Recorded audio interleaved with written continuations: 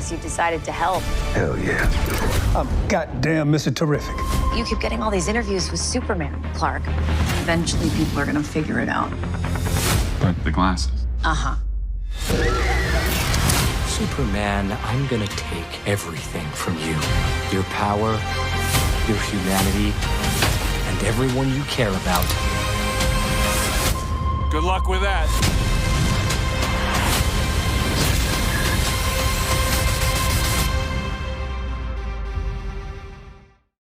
Welcome back, everyone. It's Charlie. There's a whole bunch of new Superman footage they released, and the actors in James Gunn have also been talking about some of the big differences with previous iterations of Superman. Like, how is David Corenswet's Superman different from Henry Cavill's version of Superman, the DCEU, just in general, different from James Gunn's DCU?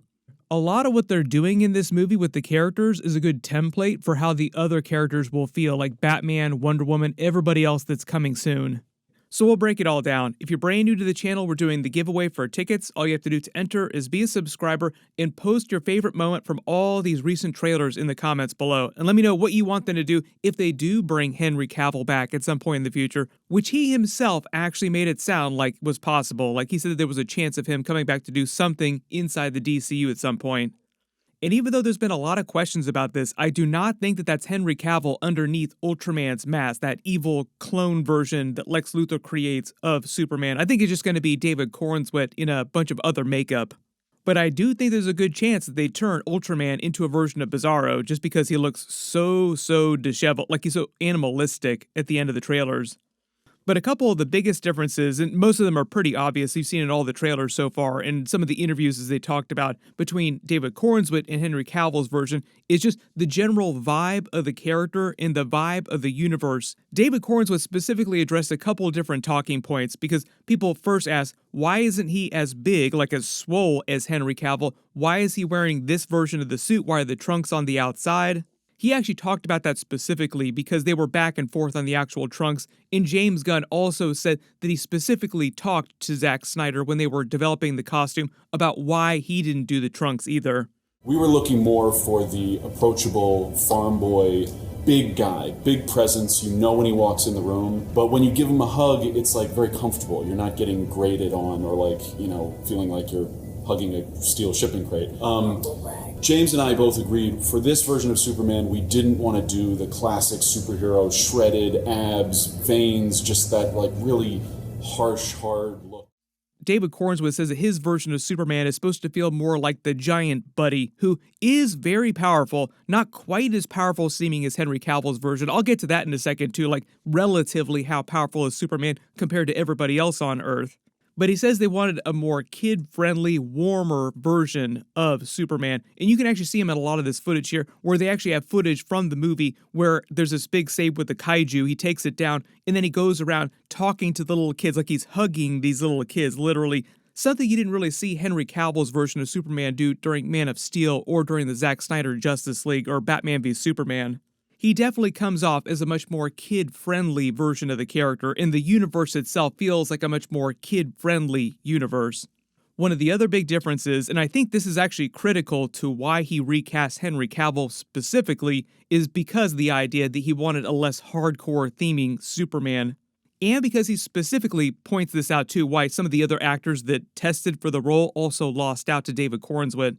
All because he wanted his version of Superman in the DCU to feel more emotional, less controlled, and like we get that in a lot of the promos here where he's yelling at Lex, seemingly losing control, like he crashes out over Krypto. Where's the dog? He's just a little dog. How dare you try to take him? I'm just as human as everyone else, as he says.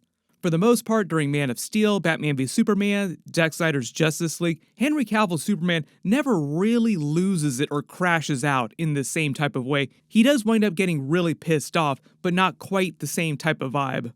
Like, oh crap, he's gonna rip me in half. The other very obvious reason that he recast Henry Cavill is because he wanted a much younger feeling version of Superman. David Corenswet's version is meant to be Superman Year 3, like he's been active, wearing the Superman costume, going around the world saving people for 3 years when the movie picks up. That's why a lot of people have been calling the movie Richard Donner's Superman 2, but on steroids, because during the events of that movie, they'd already had his origin story, he'd already revealed himself to the world, and a little time had gone by since the events of the first movie, so people had known him as Superman around that version of the world for a little while. Also because of the tone of Richard Donner's Superman 2, like the tone of this movie feels very similar to Richard Donner's Superman. Whole lot of Christopher Reeve energy going on, both his version of Clark Kent and his version of Superman. Here's where we actually get to Superman's relative power level to everybody else inside the DCU, like on this version of Earth, elsewhere in the universe too, as far as we know so far. He actually said they specifically talked about Superman's power levels and how they change so much across all the different eras of the comics depending on who's writing the character. He said that he didn't want a Superman who could punch planets in half like Superboy Prime levels of power. And he also wanted to show how even though Superman was meant to be the most powerful metahuman on Earth, he is still the most powerful on Earth. It didn't mean that all the other heroes on Earth, or even villains for that matter, were useless by comparison. One of the examples he provided was Guy Gardner, Green Lantern, Nathan Fillion's character, even though he seems kind of like a douchebag, especially with the classic haircut from the 80s. Make a move, Big Blue. He actually said Guy Gardner is supposed to be pretty powerful during the movie, meaning that when we eventually see Hal Jordan and John Stewart Green Lanterns during the Green Lantern HBO series, they'll also be very powerful as well. Then there's also the way they baked in a lot of the Silver Age of comics specifically to this movie. Sort of like you take Christopher Reeve's Superman as a template, just in terms of tone, vibe, just the way he feels as a character. But then on top of that, you layer all the really crazy sci-fi elements of the Silver Age of the comics in that part of the Superman character. Here's an actual quote where they're talking about the Fortress of Solitude specifically, the way that it looks, the way it grows out of the ground. This is their production designer talking about this. They say, "We came up with our own reimagining of the Fortress of Solitude based on Richard Donner's version where it's a crystal palace and it all comes up of the grand landscape. The exterior has this big monolithic sculptural asymmetrical shape that James and I really fell in love with. Very fun fact, it's sort of based on Avatar, The Way of Water, the way the ocean waves splash and hit the rocks. I thought that was kind of a fun detail. They were actually a little inspired visually by James Cameron in Avatar movies. Would not have expected that. Ocean waves splashing and hitting rocks, and how there's a nice big movement, projective action that happens with water. So the idea is that the crystals of the Fortress of Solitude, that's kind of how it came up and froze. We wanted the fortress to be very much based on the Silver Age in the comics, where this is where Superman hangs out. It's where he has his laboratory. It's where he has a zoo. It's where he has a supercomputer set up. So it does kind of sound like he's going to have his Kryptonian zoo at some point. I don't know if it'll be in this movie, because it is in All-Star Superman, and a lot of this is inspired by All-Star Superman, especially with the Kryptonian robots. There's also a lot more footage of Krypto destroying the fortress and Superman just being really exasperated with him. Like, I told you to watch him, Kryptonian robots. Why didn't you watch him?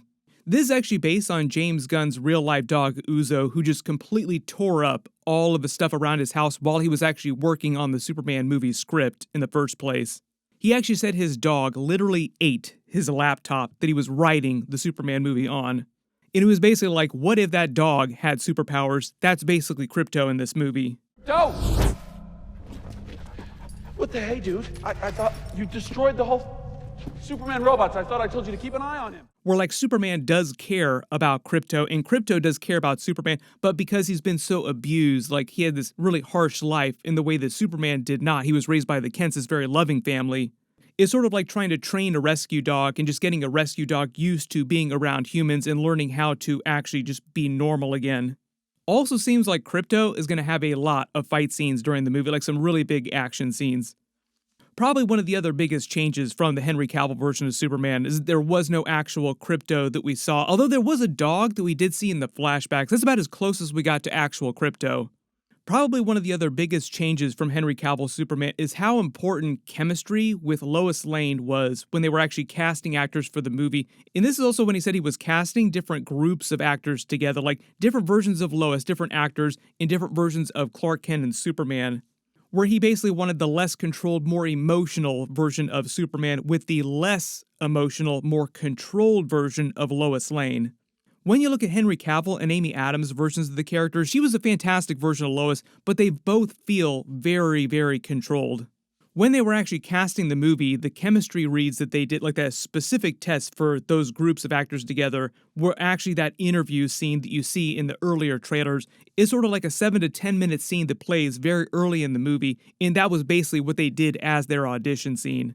It really tells you how important their chemistry was to like the future of the DCU and just this movie in general for James Gunn. Like, no, we have to get this relationship right. There are going to be a lot of other minor differences too, like the way they use the Daily Planet characters and how critical they are to the actual plot of the movie. Like the Daily Planet in Perry White, those characters are present during the Man of Steel movie, and we see them again during Batman v Superman, like he's working at the Daily Planet when that movie's going on. But I would say they're more relatively minor part of the actual movie.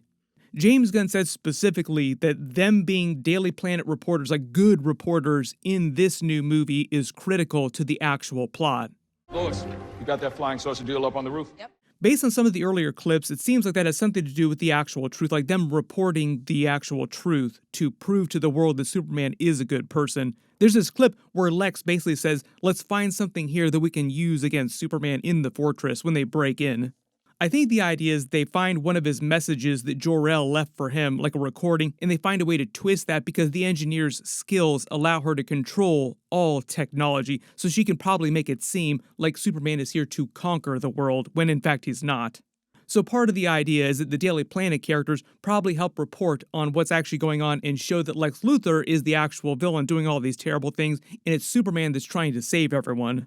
But because Henry Cavill did say there was a chance he could come back at some point in some future DCU project, let me know how you want that to actually manifest, like multiverse version of Superman or some other explanation like some other character.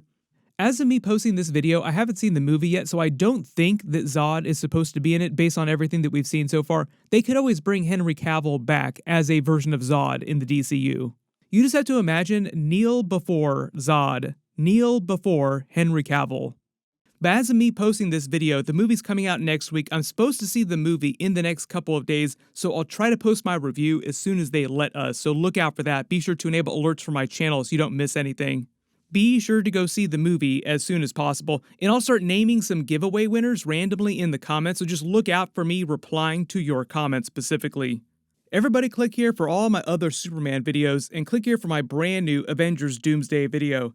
Thank you so much for watching, and I'll see you guys in the next one.